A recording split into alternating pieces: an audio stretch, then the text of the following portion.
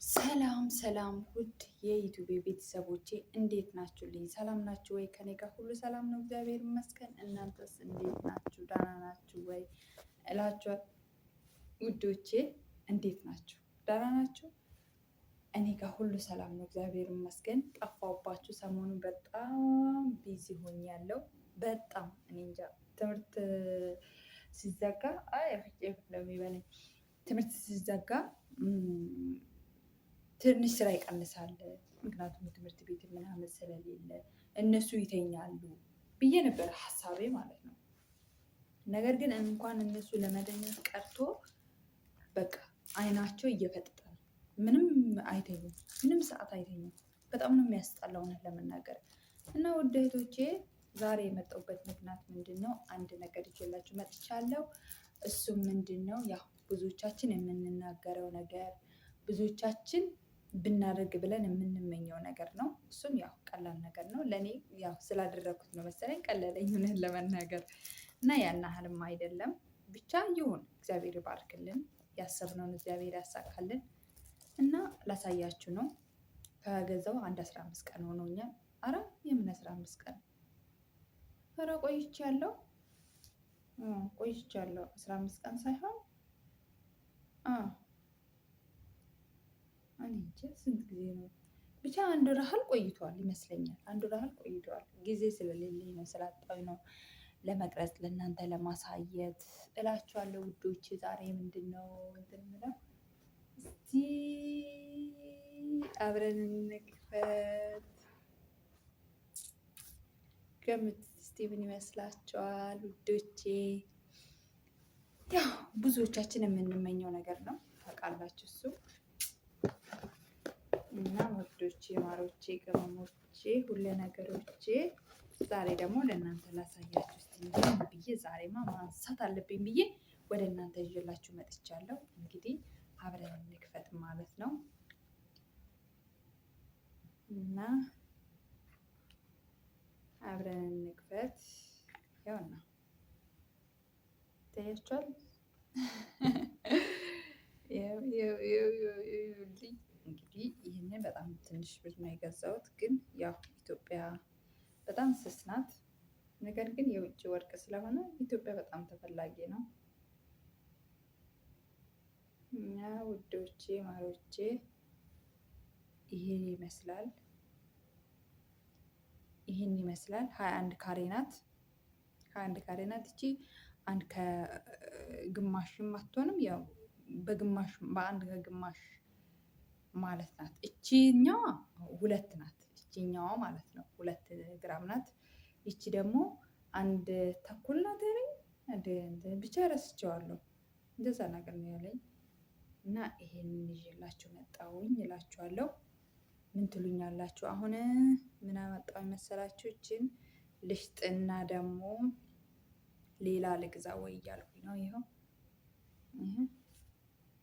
አይታያችሁም መሰለኝ። ይኸው አሁን ይታያቸዋል። እና እንትናን 21 ካሬ ናት። ትታያችሁ መሰለኝ እናንተ 21 ካሬ ናት። አትታያችሁም? በጣም ጽሁፏ ደቃቅ ናት። እና ደግሞ እችትና የእጅ ወደዚህ በደንብ ካስገባው አልወጣም ብሎ እንዳያስቸግረኝ ብዬ ነው። ምክንያቱም ኢትዮጵያ ሲሄድ ስለምከሳ ይገባል ብዬ ነው። አሁን ግን ያው ይገባል ይወጣል፣ ግን ምናልባት ብዬ ነው እንትን ያልኩት። ሊቀመጥስ ምን ችግር አለ? ሀገር የራሴው ነው አይደል እንዴ? እና እችን ይዣት ነው የመጣሁት እላችኋለሁ ውዶቼ። እችን ወደ እናንተ ላሳያችሁ ነው። አንድ ደግሞ ማሳያችሁ ነገር ምንድን ነው ብትሉኝ እንትኗን አሳያችኋለሁ። የጆሮዋን ማለት ነው። የጆሮዋን አልወጣም አለኝ እናንተዬ። ጠርቆ ቀረስ ያወጣ ሙሽራይ ሙሽራይ የወይን አበባዬ። አንዳንዴ እንደ ህፃን ያስጫወተኛል። ምን ልበል እስቲ ውዶቼ። ይችትና ደግሞ የጆሮዋ ይቺ የጆሮዋ ናት። አያችኋት? ይቺ የጆሮዋ ቆይ ላውጣና ላሳያችሁ ለእናንተ ለውዶቼ፣ ለቤተሰቦቼ፣ ለእናንተ ያላሳየሁት ለማላሳይ ኢትዮጵያ ሲሄድ እንደው ማስታወሻ እውነት የለፈንበት እችትና ታምራለች። አትታያችሁም መሰለኝ። በጣም ትንሽ ናት፣ ግን ጆሮ ላይ ነው የምትደምቀው። ለምን እንትን ፀይም ስለሆነን እኛ ጎላ ብሎ ይወጣል። እና እችን ገዛዋት ጉዶች። በጣም በውድ ነው የገዛሁት።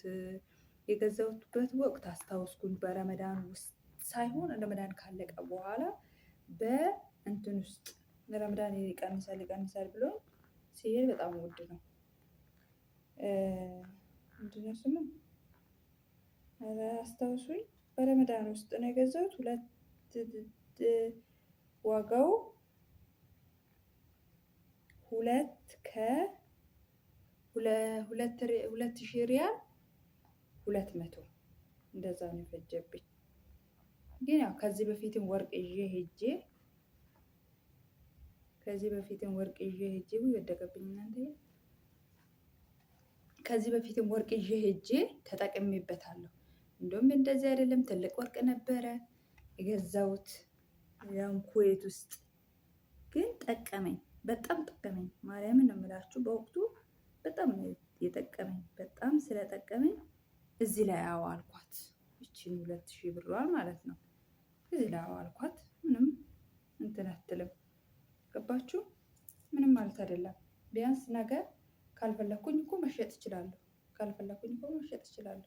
ደግሞ ባይሸጥስ? ስወጣ አግጬ እወጣለሁ። ይቀመጥ፣ ዋስትና ይሆነኛል ለሆነ ነገር ላይ። ማርያምን ነው የምላችሁ።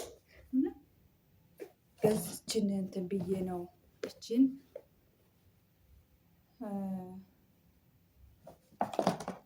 እችን ገዛውና ብሬ እዚህ ላይ አዋልኩ እላችኋለሁ ውዶቼ። እናንተም ግዙ፣ ይጠቅማል። የማይጠቅም ነገር የለም። በተለይ ወርቅ ይጠቅማል። ወርቅና መሬት ከገዛችሁ ትርፋማ ነው እንጂ የምትሆኑት መቼም ክሳራማ አትሆኑ፣ መቼም። ምክንያቱም ወርቅ በመጨመርበት ጊዜ ጆሮ ግንድን አሁን ምን አሰብኩኝ? ይሄ ትንሽ ስለሳሳብኝ ምን አሰብኩኝ? አሁን ወርቅ በሚጨምርበት ጊዜ ሴትዮን ይዤ እሸጠዋለሁ። ሽጬ በዛ ላይ ደግሞ ብሩን አስቀምጥና ወርቅ በሚቀንስበት ሰዓት ገዛዋለሁ ብዬ አሰብኩኝ። እስከ መሄድ ድረስ እንደዛ ላድርግ ብዬ አሰብኩኝ። ወይ ደግሞ አንድ ልብም አይ ምን አቀያየረሽ፣ በኋላ ምን አቀያየረሽ፣ በቃ አንድ ገዝተሽዋል ተይው ይለኛል አንድ ልቤ። ግን ሳስበው እንደሱ ሳይሆን አይቀርም። ይቺ ላይ ትንሽ የሚያስጨምረውንም ጨምሬ ትንሽ ጎላ የሚለውን ገዛበትና ጨምርበትና እገዛለሁ። አሁን ግን ወርቅ ቀንሷል ስለተባለ አሁን ምንም ነገር አልናገርም፣ ዝም እላለሁ። ወርቅ ጨመረ በሚባልበት ሰዓት ሴትዮን ይዘሽኝ ልሸጠው ነው፣ ጨምሬ ልገዛበት ነው እላታለሁ። ምንም ችግር የለውም፣ ይዛኝ ትሄዳለች። እና እንደዛ አስቤያለሁ። እዚህ ብር ላይ ትርፍ ነው እንጂ የማገኝበት አልከስርበትም፣ እርግጠኛ ስለሆንኩኝ ነው፣ በወርቅ ማለት ነው። ከዚህ በፊት የወላችሁ ኩዌት ስሰራ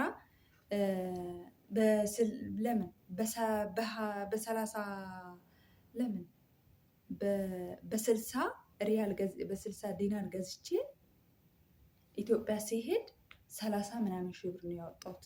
አመናችሁም አላመናችሁም ከሸጥኩኝ በኋላ ማለት ነው። 30 ምናምን ሺህ ብር ነው። እንግዲህ ከስንት ዓመት ቆይታ መሰላችሁ? ከ4 ዓመት በኋላ ሄጄ ከ4 ዓመት በኋላ ሽጬ ተጠቀምኩበት።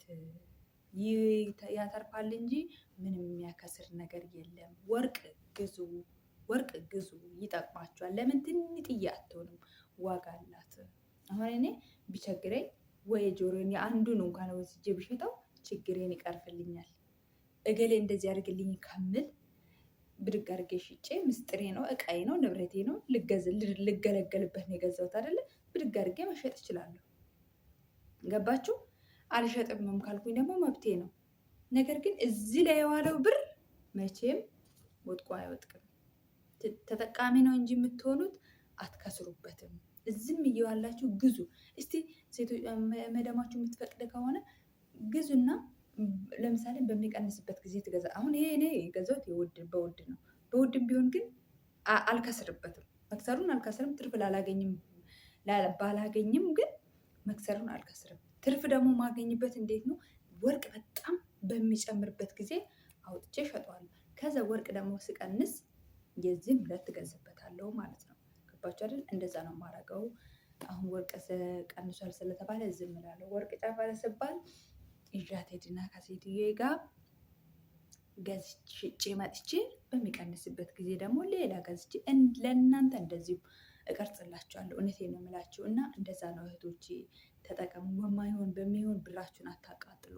ተጠቀሙበት ብራችሁን። ለምን 1 ብር አትሆን? ዋጋ አላት። እዚህ 1 ብር ለማግኘት ነው በዚህ በሙቀት የምንቀቀለው። ስለዚህ ብራችሁን ለምን 50 ሪያል አትሆን? ዋጋ አላት። እውነቴን ነው የምላችሁ፣ ዋጋ አላት። ተጠቀሙበት። ካርድ ላይ በማይሆን ነገር ላይ ብራችሁን አታውሉ። በቃ ተጠቀሙበት። አሁን የዘራችሁት ነው ነገ የምታጭዱት። አሁን ያስቀመሽውን አሁን የሰራሽውን ነው ነገ የምታጭዱት እንጂ እርጅና ከመጣ በኋላ ወጣትነትሽ ካለቀ በኋላ ማንም አንቺን ዞር ብሎሽ አይሽም። ገባሽ አይደለም? ወለ እህት ሁኚ፣ ወለ ባል ሁኚ፣ ወለ እናት ሁኚ፣ ወለ ማንም። ገባሽ አይደለም? ስለዚህ አንቺ ራስሽ መጠንቀቅ አለብሽ። ምሰሪውን ብርሽን በአግባቡ መያዝ አለብሽ። ዝም ብለሽ አሁን ዛሬ ብር አለኝ ብትመዚ በኋላ ውሃ መጠጣያ በር ታጫለሽ። ውሃ ይሄ በከባሙ መንቀደ ውሃ አለ አይደል? መጠጫ ታጫለሽ።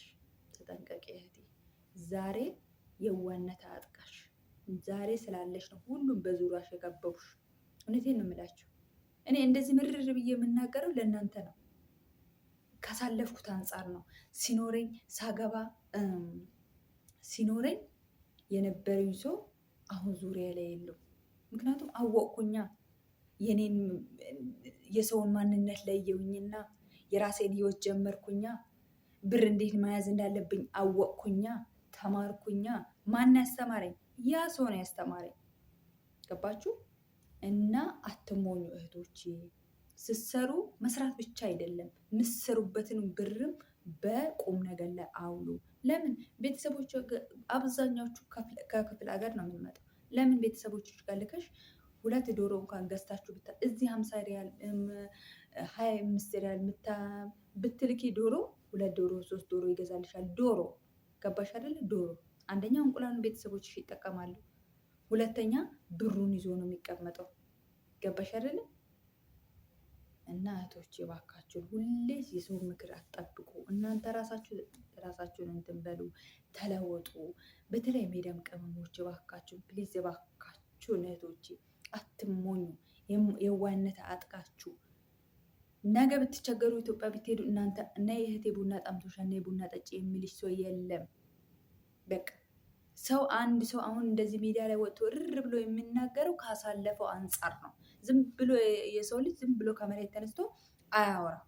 ያ ካሳለፈው አንጻር ለሰው ትምህርት ይሆናል፣ በእኔ ቪዲዮ ላይ ሰው ይማርበታል ብሎ ያሰበው ነገር ነው ወደ እናንተ የሚያመጣው። ገባችሁ አይደለ? እና እህቶቼ እባካችሁን ተጠንቀቁ፣ ግዙበት። ወርቅ ግዙ፣ ይጠቅማችኋል። ግዙ ነው የምለው እኔ ግዙ ነው የምለው። በተለይ ወርቅ፣ መሬት፣ በተለይ እንደዚህ ክፍለ ሀገር ያላችሁ ልጆች መሬት ግዙ። ህጋዊ ከሆነ ግዙ። አዲስ አበባ ውስጥ እንኳን የማይታሰብ ነው። ህጋዊ የሆነ ቦታ ግዙ። ወደ ኦሮሚያ ክልል ብቻ ብዙ ቦታ ለእናንተ አቅራቢያ ለእናንተ የሚመቻቸው አካባቢ ላይ በተለይ ወደ ገጠር አካባቢ ግዙና ቁጭ አድርጉት። ብራችሁን ይዞ የሚቀመጥ እጥፍ ነው የምታተርፉበት። በቃ እንደዚህ ነው ከምታደርጉት ብራችሁን ላክ ታደርጉና የምታምኑ ሰው ካለ። በእርግጥ በአሁኑ ጊዜ ሰውን ከባድ ሆኗል። የአረብ ሀገር ሴት እኮ መከራ ነው። ብትሰራም እዛም የልብ የሚያስደስታት የለ። ብሯንም አልሆነች ከቤተሰብም አልሆነች። በቃ እንዴ ሆነ ትቀራለች። እሱ ደግሞ ያናድዳል። ብር አስቀምጡ ደግሞ የሚባለው ደግሞ ብር ተቀምጦ ደግሞ እዛ ባንክ ውስጥ ለነገሩ ሰው ከሚበላ ባንካችሁ በአካውንታችሁ ቢቀመጥ ይሻላል ባይኔ። እንደ ዝም ብሎ እንደ ለምሳሌ አሁን ጥሩ ቤተሰብም አለ። ጥሩ ቤተሰብ ልጅን የሚለውጥ አለ። የልጄ ላብ ነው ይሄ ብሎ የሚያስቀምጡት አሉ። እነሱ እንኳን ተጠቀሙና ቢያንስ ጥሩ ነገር ይዛችሁ ለራሳችሁም ለቤተሰቦቻችሁም እንድትተርፉ እንትን አትበሉ እና ምንድነው ለማለት የፈለኩት መሬት ስትገዙ ህጋዊ ያልሆኑን የሆኑን ማጣራት አለባችሁ። በብዙ አይነት ነገር በአሁን ሰዓት በፎርጅት እየተሰራ ነው። ካርታ የእውነት ኦሪጂናል ተደርጎ እየተሰራ ነው። እሱ ላይ እህቶች አትሞኙ እባካችሁ። መሬቱን አገኘው ብላችሁ ጉጉታችሁን እንትን አትበሉ። ጠለቅ ብላችሁ መጀመሪያ መርምሩት። ከሰው ጋር ውስጥ ከሚሰራው ሰው ጋር ተግባቡ። ቢሸጉጠውንም ነገር ሸጉጥ አድርጉና በቃ እውነተኛ የሆነውን ነገር ለመጨበጥ ከዳር እስከ ጥግ መሄድ አለባችሁ። እውነተኛውን ነገር እስከምደርሱ እንጂ እርካሽ ነው ብለሽ ዝም ብለሽ ገብተሽ በኋላ እንዳታለቅሽ እህቴ። እርካሽ የሆነው በኋላ ከጀርባው መዘዝ አለበት። እርካሽነቱን ማየት የለብሽም እህቴ። እና እንደዚህ ነው የምላችሁ። ዛሬ ቪዲዮ ይሄን ይመስላል።